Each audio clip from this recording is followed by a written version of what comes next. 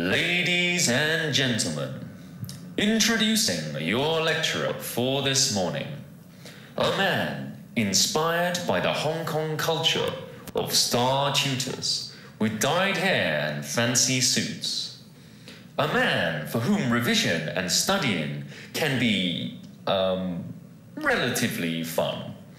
Not as fun as rock climbing or skydiving, you understand. Just, not bad. This morning, he's going to show you why.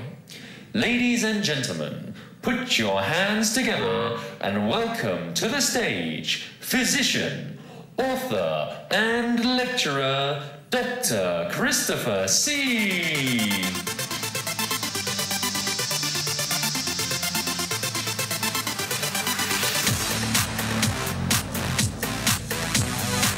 Yeah, Hong Kong. How you doing?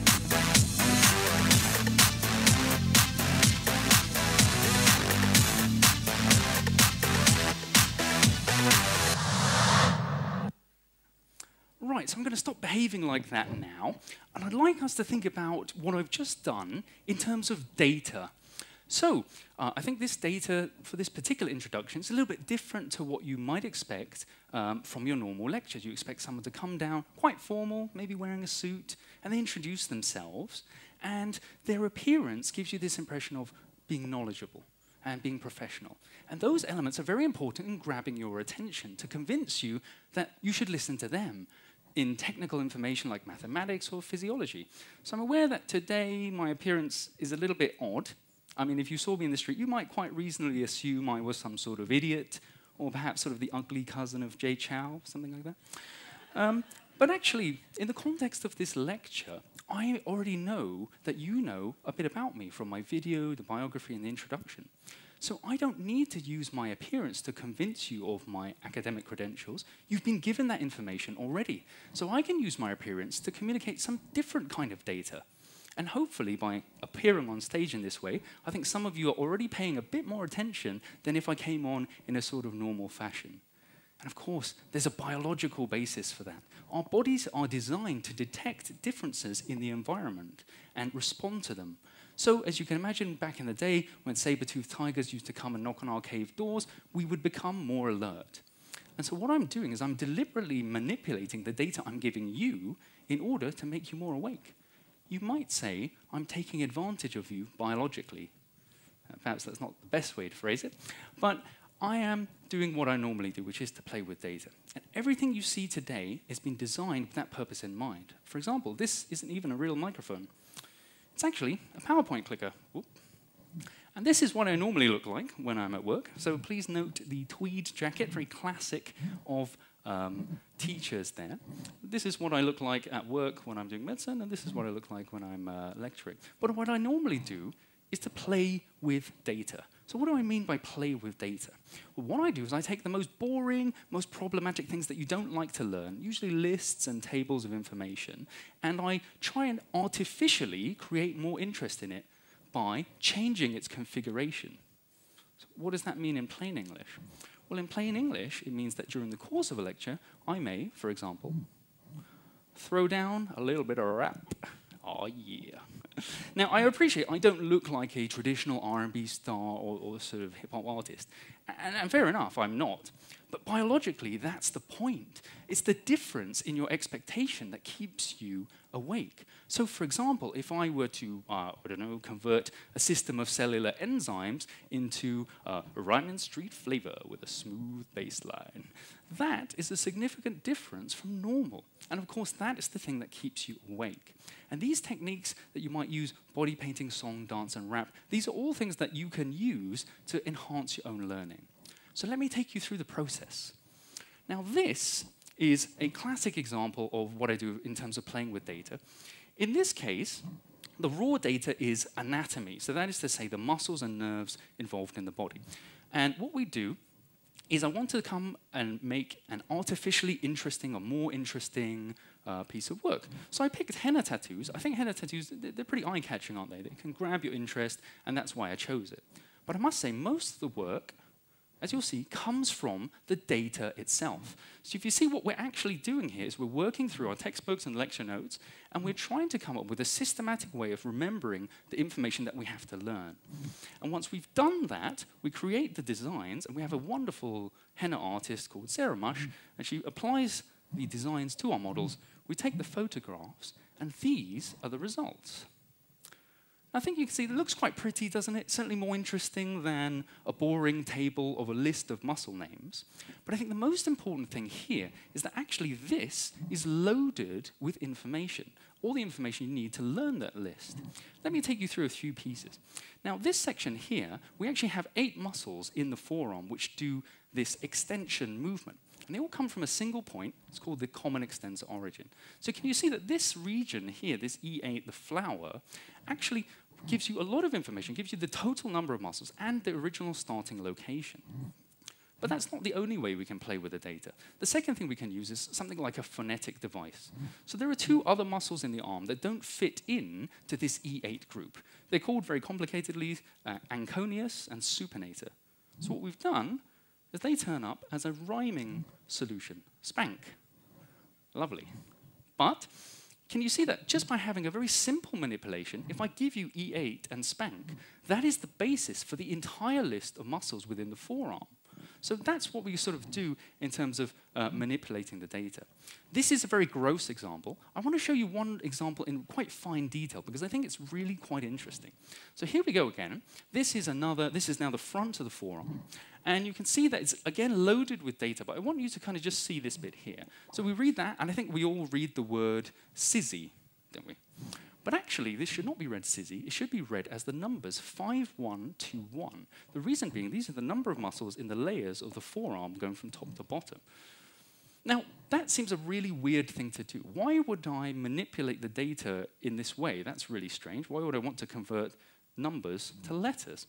As it turns out, there's a very good reason why we should do this, and it comes from the data itself. So if you look at the way the numbers look, this is how you convert it, by the way. Can you all see? That number 1 kind of looks like an I, the 2 kind of looks like a Z, 3 is a reversed E, and so on and so forth. Okay, so this is how you do the conversions. And you can get things like this. So sizzy, 5121 becomes sizzy, and 8453 becomes base. Okay, so this is kind of how we do the conversions. But actually, there's an advantage that you guys have, and this is something that all Hong Kong students should be quite happy about. Now, for many years, we've known that Chinese speakers can actually learn and remember longer strings of digital numbers than European languages. And of course, there are many reasons for this, some including culture. But one of them is to do with the amount of time it takes for the working memory of the words. So, for example, if I use the English words 1, 2, 3, 4, 5, okay, or even very fast, 1, 2, 3, 4, 5, it's still a lot longer and more complex than the Cantonese 一二三四五 or the Mandarin 一二三四五. So when these go into your working memory, you have a shorter amount that's in there, so you can fit in a longer capacity. So that's why you guys are actually better at maths. So why does this apply to our compression that we've seen before? Well, actually, you'll notice that sizzy and base bit are significantly shorter than 5121 or 843. I mean, I can't even remember. That's the whole point. So I think this is one advantage you can get from converting your data. Now, of course, I'm not saying you should do this all the time. This is only for problematic data. When someone asks you for your phone number, I don't suggest you go and say, oh, it's Zibitab. You know, obviously, don't do stupid things like that. That's obviously something quite silly. But you can see that there are some advantages to playing with the data in this way that can actually help you. So these are 2 examples, but of course I don't want to leave all the fun of what I would do. We're going to go on to do something and share an experience together that is immensely fun. And of course, when I talk about fun, I'm sure you and I are thinking exactly the same thing. It must be mitosis, the process of cellular division. It's hugely, hugely entertaining. This is straight out of the DSE syllabus, guys, so please pay attention. And what we're doing is we're going to do the simple version, the 4-stage version, and we have 4 stages here: prophase, metaphase, anaphase, and telophase. I'm going to show you the raw data. This is the data that I start with processing. And you can see here, this is the table. It looks pretty fun, right? So let's go through it. Prophase is when the chromatids, these are the DNA, they condense down to form chromosomes, and the nuclear envelope around the nucleus disappears. Metaphase is when the chromosomes align themselves into the midline, and the spindle fibers attach. Anaphase is when chromosomes are divided and the chromatids are pulled towards the other ends of the cells. And telophase is when new nuclear envelopes form at the other sides of the cell. Now, I'm very happy to see that a few of you are looking quite bored at this stage. Now, I'm deliberately trying to bore you here. It's obviously a very important part of my message. This is the raw data, and that's kind of boring. So what am I supposed to do? Well, like every good lecturer, I have a backup plan. And in fact, my backup plan is backup dancers. And my backup dancers are going to show us a little bit more detail about the process of mitosis. So, ladies and gentlemen, please give a very warm welcome to my dancers who are also medical students, Phoebe, Melanie, and Josh.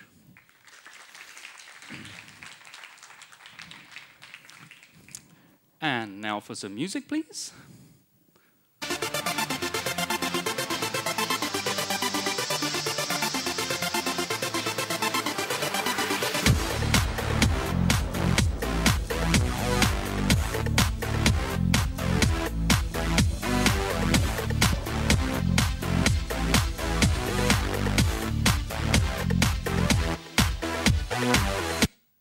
So that is a dance.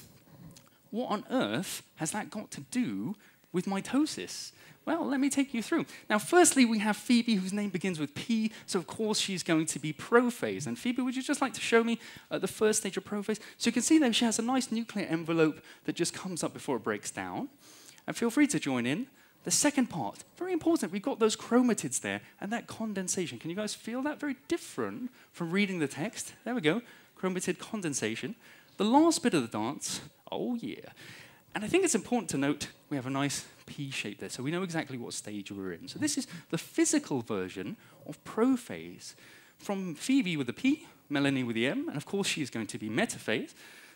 And what she's doing in the first instance, can you see that she is aligning herself along the midline, just as the chromosomes do in that midline. The next section, of course, we've got an M there, which is quite nice. That's just going to remind us of which stage we are again. And the final step, of course, is going to be those spindle fibers. Can you feel the spindle fibers come down and they attach in the midline at the centromere? So again, that's more data that you can see there. Unfortunately, Josh's name does not begin with A. Nevertheless, he's going to show me a little bit of anaphase here. Right. Ooh. And that unforgettable face that emerges through the hands there, that's just going to help you to remember, it is a very handsome face, that this is the spindle fibers pulling the chromatids apart to the different parts of the cell. And if you can't remember what phase we're in, of course, we have a nice little A shape right down there. Okay? So that's anaphase. And of course, the last phase is going to be telophase. Now, if you guys can't see a T in what I'm doing, then I can't help you. That's pretty hopeless. And of course, we've got our opposite ends here, which is our nuclear envelopes forming on either side. So you can see, ladies and gentlemen, this is a little bit different. And I think you're all paying a bit more attention than in my table just previously. And that is exactly what we're talking about. Being a bit creative with the data, just playing with it so you get a more physical interpretation. Ladies and gentlemen, a warm round of applause, please, for my wonderful dancers, Phoebe, Mel, and Josh. Thank you. So, I think there's one really important thing to remember. For me, I would never choreograph a dance by myself. I have no idea what I'm doing, to be perfectly honest. And throughout the day here at TEDxYouth, you're going to see some really, really creative people, some creative artists who are fantastic. I'm not one of them. Okay? I like the data. I think the data is actually really great. But when I'm sitting there reading the data, somehow a dance can sort of pop into my head. And I kind of feel like science is a great source of art. And more importantly for you guys, art in all its great forms is actually a very useful tool for aiding your revision. So my take-home messages are this. When you're bored with something, play with it. Take advantage of yourselves biologically. And finally, thank you so much for your attention. Thank you very much.